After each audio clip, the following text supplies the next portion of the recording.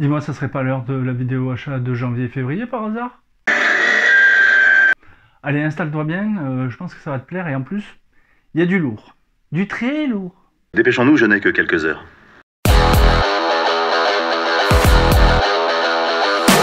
Bonjour et bienvenue dans les comics de Fred. Alors, ils vont bien les fragiles? Putain, t'es là toi? Bon, en tout cas, moi je suis ravi de vous retrouver et vous allez voir les pépites que j'ai pu dénicher.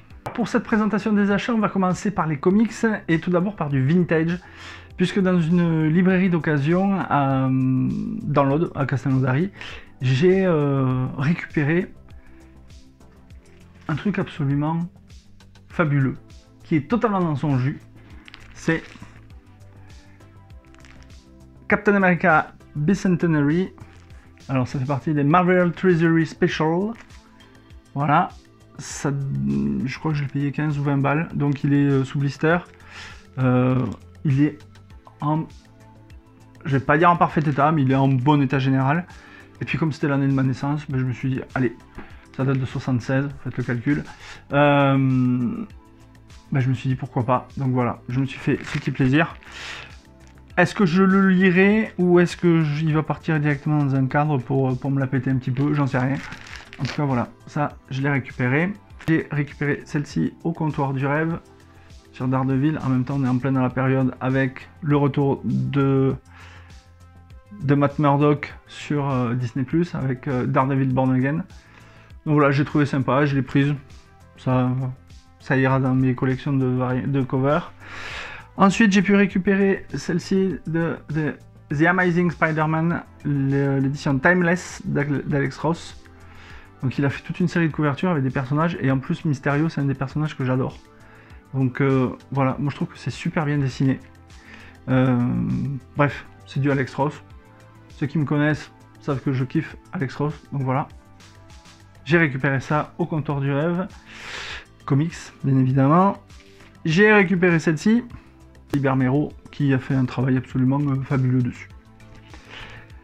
Ensuite, dans les hardcovers, j'ai récupéré Ultimate Universe tome 3 avec une variante cover exclusive limitée à, que je ne dise pas de bêtises, 490 exemplaires. Combien? C'est le Comic Shop Assemblée qui la présente. Et bah écoutez, j'ai lu les 2 premiers albums et franchement, j'adore. Il me tarde de lire le numéro 3. Mais pour le coup, les 2 premiers volumes sont assez exceptionnels. Je m'étais dit un jour, tu n'achèteras jamais d'omnibus. Mais jamais, au grand jamais. C'est lourd, ça prend de la place et c'est cher. Sauf que il y avait un personnage qui m'intéressait, parce que je n'avais que des bribes dans les Strange que je possède. Et je voulais en savoir davantage sur celui-là, et évidemment, ben, ils ont sorti un omnibus. Chez Panini. Comme beaucoup d'entre vous, ou d'entre nous, ben, j'étais une grosse merde, puisque je l'ai acheté. Donc, Rome, le premier omnibus, le volume 1. Il fait son poids. C'est un personnage que j'ai apprécié quand je lisais Les Strange. Et là, de savoir qu'il y a cet omnibus, ben, je me dis, allez, ben, c'est l'occasion. Donc, voilà, j'ai craqué pour l'omnibus de Rome. Bon, toujours en rayon comics, là, il y a une grosse sortie qui est arrivée chez Delirium. C'est le nouveau Judge Dredd, le repenti. Couverture exclusive de chez Delirium, limitée à 250 exemplaires. Alors Judge Dredd, moi j'adore. À chaque fois que je vois le personnage, je pense à Stallone, même si le deuxième film qui a été fait récemment, il y a 4-5 ans, il est top. Franchement, là, Judge Dredd, les dessins, ils sont sublimes. Voilà, je vous montre. Et là, c'est sûr et certain, il y aura une vidéo là-dessus, parce que je pense qu'il y aura beaucoup de choses à dire. C'est un personnage que j'adore. Il est brut de décoffrage, il est sans pitié, et franchement, le travail de Delirium sur cet album, en tout cas à l'extérieur, et les planches que je vous ai montrées, c'est vraiment du délire. C'est fait par Kenneth Niemand et Tom Foster. Et ça va être une pépite. Allez, on va finir au côté comics avec ce qu'il y a de bien au comptoir du rêve comics, c'est que lorsque Guillaume et Fred organisent des séances de dédicaces, ils mettent les moyens, on est averti longtemps à l'avance, et en plus, ils ont des invités de très grande qualité, notamment il y a quelques jours, c'était la dédicace de l'homme aux ciseaux d'argent, Mr. Garcin, qui est venu dédicacer son 2e volume de The Art of Mr. Garcin. J'en ai profité pour me faire dédicacer une variante qu'il avait fait pour The Uncanny X-Men. Et franchement, ben voilà, c'est... on a les couvertures, il y a tout ce qu'il fait pour son travail, ses œuvres. Je pense que j'en ferai une vidéo parce que j'adore le travail de Mr. Garcin. Là, vous ne le voyez pas, mais juste devant moi, il y a un Iron Man fait par Garcin. Là, vous avez, enfin, vous les voyez pas trop, mais il y a le Joker et le Punisher. Et j'adore comment il appréhende l'art, comment il fabrique ses toiles, ses covers. C'est vraiment un artiste complet. Donc, je parlerai du bouquin prochainement dans une vidéo. En tout cas, merci pour la dédicace que je vais vous montrer. Pour Fred, bonne lecture au royaume de la pop culture, Mr. Garcin. C'est toujours un plaisir de discuter et de voir à quel point il est disponible pour ses fans. Dans l'apéro BD, je vous ai parlé très récemment des Mondes électriques du tome 1 et 2, BD jeunesse édité chez Glénat. Et lorsque j'avais voulu acheter le tome 3, Fred, au comptoir du rêve BD, il n'en avait plus, il me l'a commandé, donc j'ai pu le recevoir. Je ne l'ai pas encore lu, ça finit vraiment le triptyque de cette série. C'est dessiné et scénarisé par Christophe Aliel. Dans le premier volume, il m'avait fait une dédicace. J'ai feuilleté, c'est toujours aussi bon au niveau des dessins. Il me tarde de le lire pour vous faire un petit compte rendu de tout ça. J'espère avoir le temps de le faire dans la saison. En tout cas, moi les 2 premiers volumes m'ont énormément plu, donc je vous parlerai du 3e volume, soit dans l'apéro BD, ou donc dans une vidéo. Après, quand on fait l'apéro BD, on est un peu maso. Parce que chacun présente des œuvres qui nous ont plu, et en fait le but du jeu c'est de donner envie aux autres de les lire.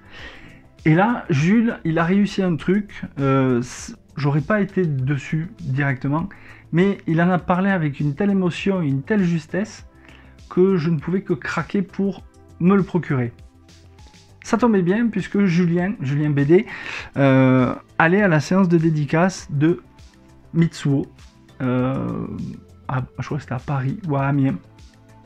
Et grâce à Jules et Nico, il a pu me procurer Mitsuo. Et en plus, j'ai une dédicace de JG qui est magnifique.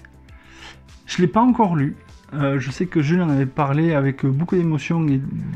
Il était dithyrambique sur le sujet. J'ai feuilleté, j'ai adoré les dessins. Et pour vous dire, mon épouse l'a lu. Et elle a trouvé ça absolument génial. Pour que mon épouse lise une BD et la trouve géniale, c'est que vraiment ça lui a plu.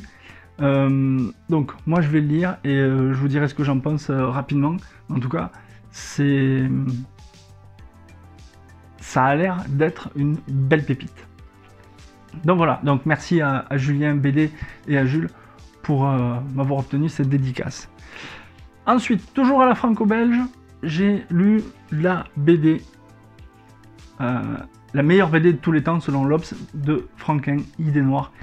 Je dois dire que j'ai pris une claque, mais monumentale. Je vous en dis pas plus parce que je vais en parler sûrement dans un apéro BD où je ferai une vidéo là-dessus.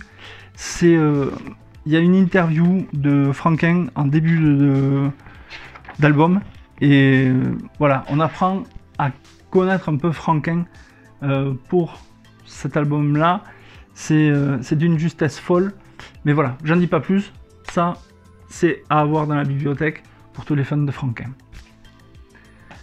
Autre BD franco-belge, et là j'ai craqué un petit billet parce que j'avais vu l'expo à Angoulême sur la série 1629, qui est en 2 tomes, qui est faite par Xavier Dorisson et Timothée Montaigne. Bon, quand on voit l'édition, on sent qu'elle est belle, le prix aussi est pas mal. Donc je me suis laissé tenter, c'était pour mon anniversaire. Voilà, j'ai acheté le tome 1. Déjà l'expo, avec les planches en noir et blanc, on prenait une tartasse, mais monumentale. Et là en couleur, oh, c'est juste magnifique. Bon, en même temps, moi, Dorisson, c'est comme Christophe Beck, c'est comme Philippe Pélez, j'adore. Timothée Montaigne, je ne connais pas ce dessinateur, mais vu ce qu'il présente là, c'est vraiment de la bombe. Donc, je vais m'empresser de le lire et de vous en parler rapidement, parce qu'avec tout ce qu'on doit faire avec Jules, Nico, pour les absolument tout Orgal, absolument tout Bugdani, les apéros BD, ça va être compliqué, mais je ferai une vidéo là-dessus, ça c'est sûr. Autre BD franco-belge, alors je l'avais raté à Angoulême, c'est Denis Barjam qui propose Tanis. Alors je crois que ça va être en 2 ou 3 tomes. C'est une histoire de Denis Barjam, Valérie Mangin, dessinée par Stéphane Perger. Ça tombe bien, dans quelques jours, à l'heure où je sortirai cette vidéo, ils seront en dédicace à Toulouse. Et franchement, les dessins, c'est du très bon. Donc j'en parlerai sûrement dans l'apéro BD. Mais voilà, ça s'appelle Tanis, c'est édité chez Dupuis. Là j'ai craqué en voyant la vidéo de la cave du Mills, que je salue bien bas, puisqu'il avait fait une vidéo absolument excellente sur Aucune tombe assez profonde chez Urban. Alors c'est format BD, je l'ai mis dans les BD, mais c'est du comics. Voilà, j'ai kiffé les dessins, je ne l'ai pas encore lu. Et ça c'est sûr, je vous en ferai une vidéo. Bon, évidemment, vous connaissez mon amour pour Christophe Beck. J'adore ce scénariste, surtout quand il est au scénario et même parfois au dessin avec Inexistence. Et là, je me suis procuré sa dernière BD, Sector 5. C'est scénarisé donc par Christophe Beck et dessiné par Paco Rariu. On est à Bucarest, dans ce qui s'appelle le Secteur 5. On arrive sur une scène de meurtre. C'est un polar absolument glauque, d'après ce que j'ai pu voir. Je ne peux pas vous montrer d'image parce que c'est très très très violent. C'est pour public averti. Et je me dis que je vais kiffer parce que c'est Christophe Beck. Donc voilà, et en plus il sera en dédicace le jour où cette vidéo va sortir, donc ça sera le 15 mars. Voilà. Autre BD, alors là je vais pas remercier quelqu'un de l'apéro BD parce que il m'a fait dépenser des sous. Et donc j'ai trouvé les 4 premiers albums de Soda. Je ne te remercie pas, monsieur Rock'n'Tom. Voilà les 4 albums. 1, 2, 3, 4. Il en a tellement bien parlé que je ne pouvais pas passer à côté, donc je les ai trouvés dans cette fameuse boutique d'occasion à Castelnaudary. J'ai pris les 4 premiers. Le vendeur m'a dit tu vas te régaler. J'ai fait je sais que je vais me régaler parce qu'un pote en a parlé. Il m'a dit mais ça c'est hyper kiffant et hyper grisant, donc voilà. J'ai pris les 4 premiers tomes de Soda, pas Soldat. Et quand je vous disais dans la vidéo qu'il y avait du très très lourd, c'est que évidemment comme les Torgal que vous voyez là, je me suis mis en tête de faire les intégrales de 13, surtout la première série, parce que au début je les avais tous en couleur, puis un jour j'ai tout revendu. Mais là en noir et blanc, c'est édité chez Nifl, c'est le 3e volume de 13. Je sais que Jules est un grand fan de 13, donc j'espère qu'il fera un absolument tout 13 soit avec moi, soit avec Tom. Mais en tout cas, je kiffe le dessin de Van Hamme. J'avais adoré quand j'avais lu les albums en couleur. Donc je suis très content d'avoir cette intégrale là. Voilà, cette vidéo achat est maintenant terminée. J'espère que ça vous a donné des idées de lecture, des idées d'achat. En tout cas, moi c'était un plaisir de vous retrouver pour cette nouvelle vidéo. On se dit à très très bientôt. D'ici là, lisez des BD, des comics, c'est bon pour le moral. Ciao ciao. Bob, tu peux me lancer le générique de fin s'il te plaît? T'as cru que j'étais ta pute ou quoi? Arrêtez!